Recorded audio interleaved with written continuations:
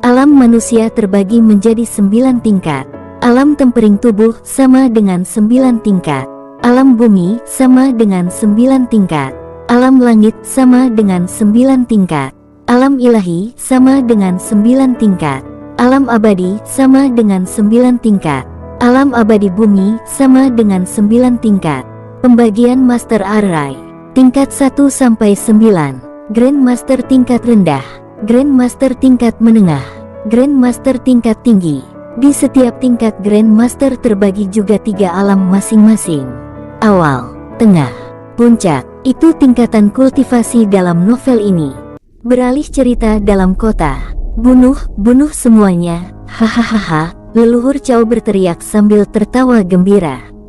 Dapat dilihat dari mata leluhur Cao bahwa dia sudah berubah, dan bukan lagi manusia.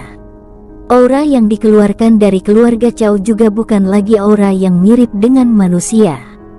Dia juga berada pada tingkat yang baru dari sebelumnya, yaitu alam ilahi tahap pertama, tapi auranya sudah melebihi alam ilahi tahap awal. Itu gelap, jahat, dan bagi mereka manusia pasti akan merasa jijik. Dan ada beberapa dari keluarga Cao yang membunuh lawannya, mengambil jantung mereka dan memakan langsung di depan seluruh orang yang hadir di pertarungan. Orang-orang melihat itu bahkan merasa hati mereka bergetar. Makhluk apa ini? Mereka bahkan memakan jantung manusia. Tidak hanya itu, mereka melihat ada beberapa yang mengambil hati, mata, dan anggota tubuh manusia yang lainnya. Setelah selesai memakan, mereka langsung menyerang yang lain lagi. Gila, keluarga Cao sudah gila. Mereka bukan manusia lagi, kata salah satu orang dari rumah wali kota. Semuanya serang, perintah wali kota. Serang. Semua keluarga yang ada di sana sangat marah dan bahkan mereka berjuang habis-habisan untuk membunuh anggota keluarga Cao. Di belakang wanita muda yang sangat indah menatap leluhur keluarga Cao merasa kaget. Paman, dia bukan manusia lagi, dia setan, teriak wanita itu. Apa? Mereka yang sedang bertarung sedikit kaget. Bahkan wali kota dan leluhur keluarga Du yang sedang bertarung dengan leluhur Cao merasa kaget. Dia adalah Wu Xin, putri kerajaan Wu. Iya, aku tahu aura ini, dan berhati-hatilah jangan sampai teracuni, jelas Wu Xin. Lalu dia meluncur dan menyerang semua orang di keluarga Cao. Cao Ao, kau telah berkomplot dengan setan. Musuh seluruh makhluk dunia ini, kata leluhur Du. Hahaha Dufu, tidak ada salahnya, hanya kekuatan yang ada di dunia ini, jelas leluhur Cao Ao. Sial, mereka berdua menggertakkan gigi mereka dan menyerang leluhur Cao lagi.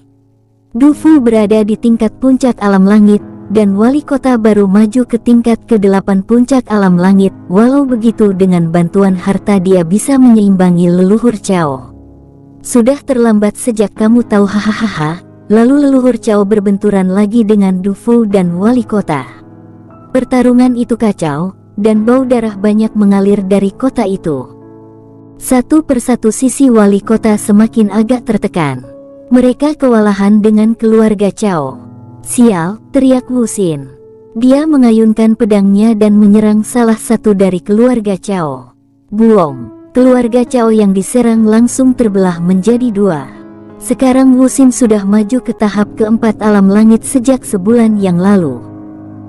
Serahkan wanita itu padaku, teriak salah satu tetua dari keluarga Cao. Yang lain mereka mundur dan mencari lawan lainnya. Hahaha, gadis kecil, biarkan aku mencicipimu, merasakan enaknya tubuhmu, kata tetua itu. Kamu akan mati, teriak Wu Xin. Dia lalu menyerang tetua itu dengan mengangkat pedangnya. Pedang angin, teriak Wu Xin. Wu Xin sekarang berada di tingkat ke-4 alam langit, melawan tetua di depannya dia juga tidak takut. Serangan itu datang ke depan tetua itu, tapi di wajahnya ada senyum aneh. Boom! Wu Xin sedikit kelelahan setelah mengeluarkan tekniknya. Wind Sword adalah sebuah seni bela diri tingkat tinggi, jadi cukup banyak membuat ki di tubuhnya berkurang. Hahaha, gadis cuman ini, maka kamu akan menjadi milikku, teriak tawa tetua itu. Tetua itu tidak terluka sedikit pun, bahkan tidak ada luka di tubuhnya. Keponakan, teriak wali kota Wu melihat Wu Xin diserang oleh tetua itu. Tinju iblis. Tinju mengerikan datang dan menghantam tubuh Wusin, menyebabkan dia muntah darah dan terbang ke tanah. Melihat itu wali kota dan yang lainnya merasa kaget dan bersiap membantu. Tapi mereka dihadang oleh orang-orang dari keluarga Cao. Cao Ao, jika terjadi sesuatu kepada keponakanku, kerajaan Wu tidak akan melepaskanmu, teriak wali kota.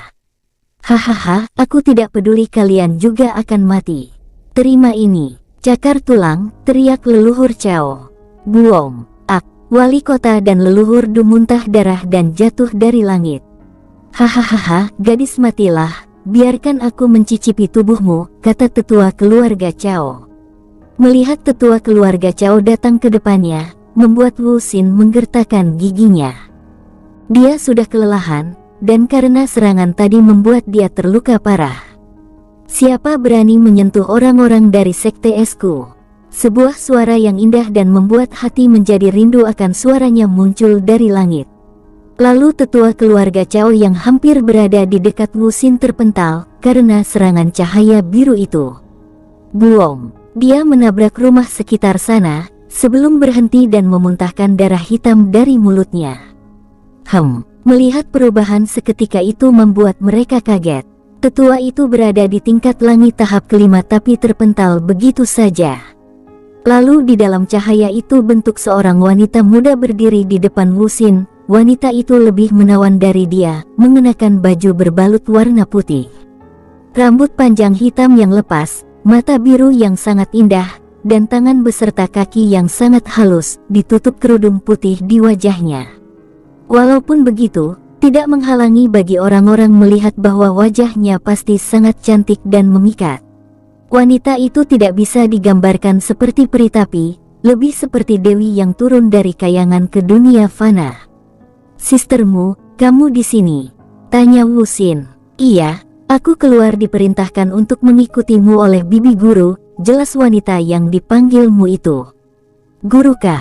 Wusin melembut saat mengingat gurunya. Walaupun dia hanya murid dalam tapi dia juga murid dari orang penting di sekte es. Tapi dia tak menyangka saudari perempuanmu ini sendiri yang mengikutinya keluar. Dikatakan saudarinya ini jenius dari benua tengah dan dia juga salah satu wanita cantik di benua tengah. Kecantikannya bisa membuat para pemuda dimanapun jatuh hati kepadanya. Tapi dia tidak pernah dekat dengan laki-laki manapun. Bahkan dikatakan jenius dari sekte Nether mendekatinya, dia tidak melihat orang itu di matanya. Kultivasinya juga sudah mencapai alam langit puncak, yang membuat tidak ada pemuda yang berani mendekatinya sedikitpun. Dia juga adalah murid langsung dari Master Sekte Es, dan juga penerus Sekte Es itu. Serahkan padaku yang lain, istirahatlah, kata wanita yang bernamamu itu. Tapi kakak, tidak apa-apa. Sudah tugas kita untuk membunuh para setan ini, jelas wanitamu itu dengan tatapan yang tajam. Lalu dia mengeluarkan pedang dari sarung di samping pinggangnya yang ramping. Dan berdiri di udara menghadap leluhur Cao. Lalu berbalik ke belakang menatap wali kota dan leluhur Du. Serahkan padaku, bantu yang lainnya, jelas dia lalu maju menyerang leluhur Cao tanpa balasan dari keduanya. Tapi, belum mereka selesai dia sudah menghilang dan bertarung dengan leluhur Cao. Serahkan saja pada dia, aku bisa merasakan kalau wanita ini sangat kuat dari kita walau hanya di tingkat langit, jelas wali kota. Dia tahu kalau wanita ini, juga dari sekte es, karena keponakannya memanggil dia kakak. Hahaha, nak hanya di tingkat langit, kamu berani melawanku. Kau akan mati, di suatu tempat di hutan. Lin Tian menggerutkan keningnya. Dia melihat ada pemuda yang sedang berdiri di langit, seperti sedang menunggu dia di sana. Setelah hampir dekat Lin Tian melihat pemuda itu tersenyum ke arahnya, dan Lin Tian melihat wajah yang dikenalnya juga tersenyum membalasnya. Setelah berdekatan Lin Tian berhenti juga di udara. Yah, adikku apa kabarmu?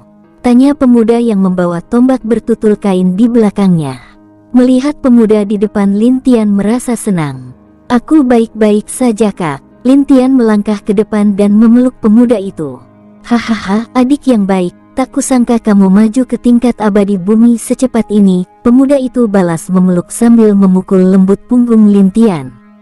Yah, dia adalah Bing Zhao, anak paman pertamanya, dan juga kakak laki-laki yang selalu bersamanya di sekte, yang selalu menemani kenakalannya.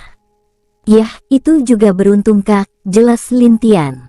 Beruntung? Apa kamu pikir aku tidak tahu? Jika kamu tidak menahan kultivasimu, mungkin kamu sudah melebihi leluhur, jelas Bing Zhao.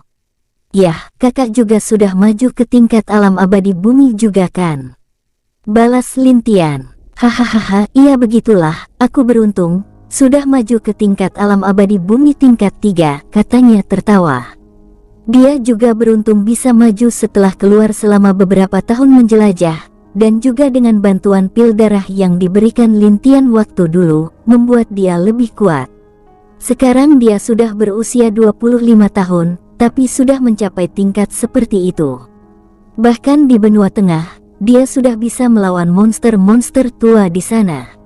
Bahkan ayah dan tetua sekte lainnya, mungkin tidak menyangka hal itu, ya walaupun dia tahu ayahnya juga sudah berada beberapa tingkat lebih tinggi dari dia.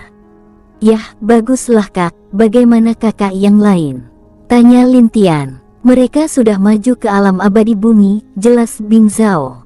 Lalu dia turun dan duduk bersama Lin Tian, menceritakan semua hal yang telah dialaminya. Begitu juga Lin Tian, menceritakan hal yang terjadi selama ini di sekte sebelum dia keluar. Yah, sepertinya leluhur sudah akan maju ke tingkat abadi langit kah? Dan ayah dan paman sialan itu juga sudah di alam abadi tingkat keempat dan kelima. Aku tidak menyangka, desah Bing Zhao.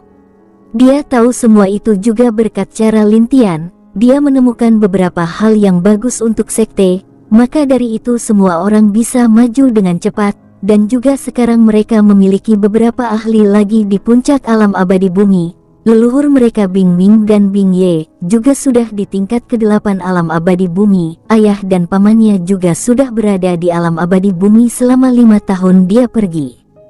Bahkan leluhur lama mereka sudah akan mencapai alam abadi langit, itu juga sudah legenda di dunia ini. Bahkan siapapun yang sudah mencapai melebihi alam abadi langit, akan langsung ditarik ke dunia lain, dan tidak diizinkan berada di dunia ini, karena itulah peraturan dunia ini. Sekarang Bing Zhao berpikir sejak ada Lin Tian sekte mereka menjadi kuat, dan walaupun tidak ada yang tahu kekuatan sekte mereka sekarang ini. Yah, itu juga karena keramahan dan kebaikan dari sekte kita kak, dengan itu tidak ada yang berani melawan sekte kita, balas Lin Tian. Jika leluhur maju, maka sekte kita akan bisa setara dengan 4 sekte lainnya, yang memiliki satu ahli abadi langit di antara mereka, jelas Bing Zhao. Jujur kecepatan kultivasi, dia dan 4 saudaranya juga sudah sangat cepat. Di benua tengah, orang-orang muda itu hanya akan berada di alam ilahi paling tinggi, hanya di alam ilahi puncak. Yah, walaupun di sekte mereka hanya mereka yang sudah mencapai alam abadi bumi. Dan murid lain yang jenius seperti mereka masih di alam ilahi.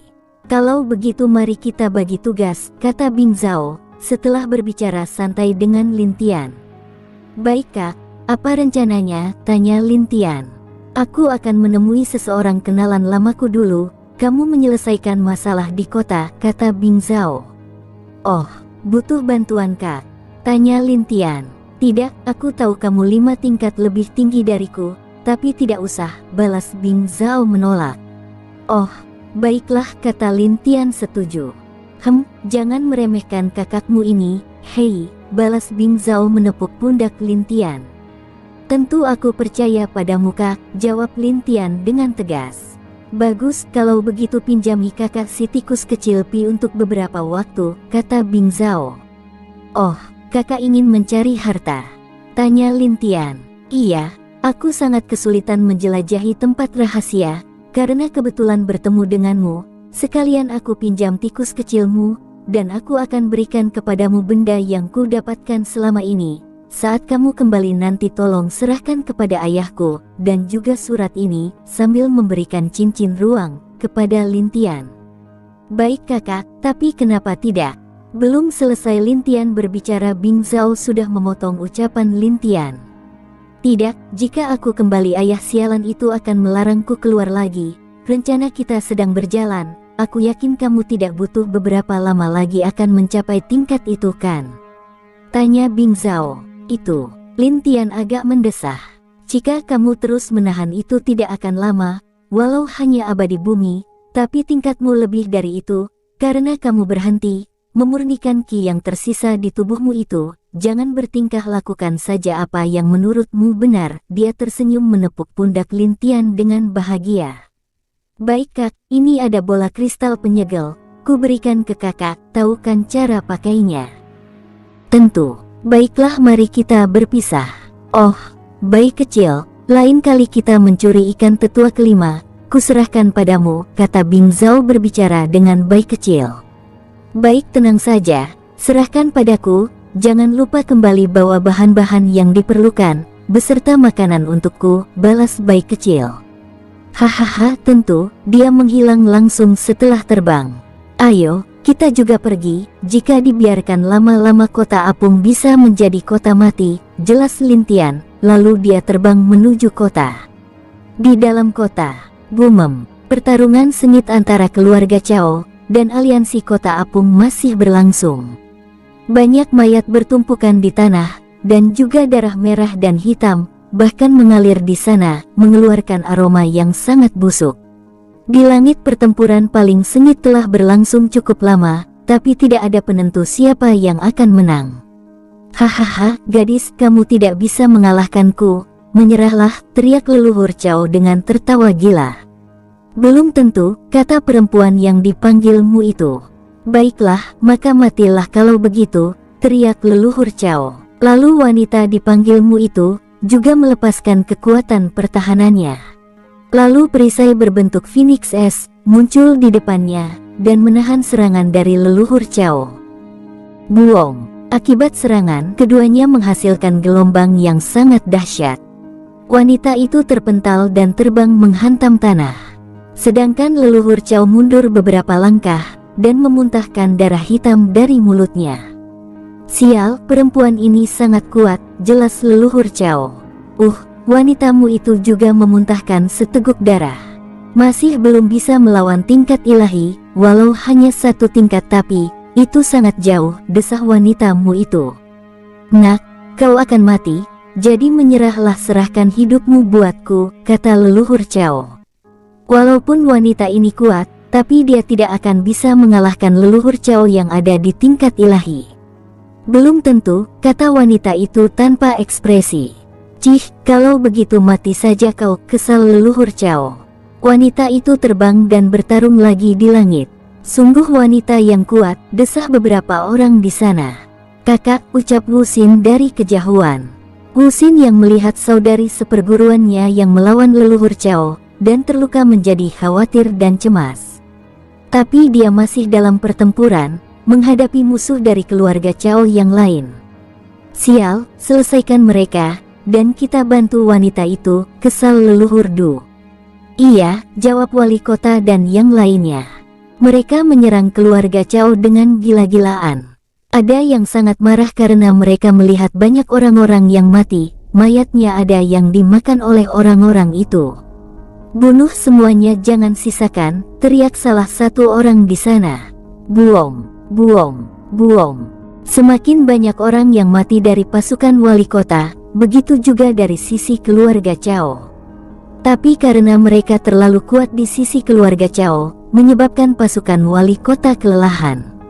Dan orang-orang itu hanya tahu membunuh, seperti mereka tidak takut apa-apa lagi. Melihat pertarungan kota semakin kacau, banyak penduduk biasa semakin takut dan mencoba berlari mengungsi sejauh mungkin. Di tempat yang cukup jauh, di suatu puncak ada sosok hitam yang sedang berdiri melihat ke kejauhan, tepatnya melihat kota apung. Orang itu tersenyum dan juga merasa senang rencana mereka sesuai dengan yang diinginkan. Sebentar lagi semuanya akan menjadi imo dan mereka semua akan kehilangan kesadaran mereka. Hehehehe. Sesuai rencana Tuan Muda, jelas sosok hitam itu. Oh, kalau begitu katakan pada Tuan Mudamu, aku akan membunuhmu dulu sebelum rencananya berhasil. Jelas suara seseorang datang entah dari mana. Siapa? Sosok hitam itu melihat ke langit dan mencari sosok yang bicara itu. Aku di sini, kata suara itu. Sesosok tiba-tiba muncul di belakangnya dan memukul tepat di perutnya, menyebabkan sosok hitam itu terpental ke belakang dan menabrak pohon-pohon di sana sebelum berhenti. Sosok itu memuntahkan seteguk darah dari mulutnya, organ dalamnya juga terluka parah karena pukulan itu. Sungguh pukulan yang luar biasa, siapa kamu? Tanya sosok hitam itu sambil menstabilkan tubuhnya. Tingkat abadi tahap ke-7, sepertinya orang itu sudah bergerak lagi, kata sosok itu. Tentu sosok itu adalah Bing Zhao, yang sudah bertemu Lin Tian tadi. Sosok itu tiba-tiba berubah warna. Bagaimana mungkin orang di depannya bisa tahu tentang tuan mudanya? Jangan merasa heran, aku sudah bertarung dengan orang itu bersama dengan saudara-saudaraku, apa dia tidak memberitahumu? Aneh sekali, jawab Bing Zhao. Kau, Raja Tombak, kata sosok hitam itu dengan kaget. Oh, kau tahu itu hanya julukan saja kamu tahu, kata Bing Zhao sambil tersenyum. Sepertinya dia tidak ada di sini, kalau begitu matilah. Bing Zhao hanya mengangkat tangannya, lalu cahaya seperti tombak berkumpul di atas tangannya. Cahaya tombak itu sangat kuat, bahkan sosok hitam itu merasakan ancaman kematian dari itu. Spear of Light, tombak cahaya itu terbang dengan kecepatan yang sangat cepat menuju sosok hitam itu. Melihat tombak cahaya itu membuat sosok hitam itu takut dan mencoba yang terbaik untuk menahannya. Raja Tombak, tidak baik menggertak anak buahku, sebuah suara datang dari langit. Lalu menghancurkan serangan dari Bing Zhao itu. Oh, aku tak menyangka kamu di sana, jelas Bing Zhao. Lalu sebuah sosok muncul di depan sosok hitam itu. Tuan, sosok hitam itu berlutut di belakangnya. Halo, kita bertemu lagi, sepertinya kamu bertambah kuat. Sedikit, sepertinya ini hanya bayangan saja kah, jelas Bing Zhao. Hahaha, seperti yang diharapkan oleh Raja Tombak, salah satu generasi muda terbaik di benua tengah atau seluruh benua mungkin, jelas sosok bertopeng itu. Jangan memuji, apa kita akan bertarung? Tanya Bing Zhao santai. Belum waktunya, tapi rencanaku gagal lagi olehmu.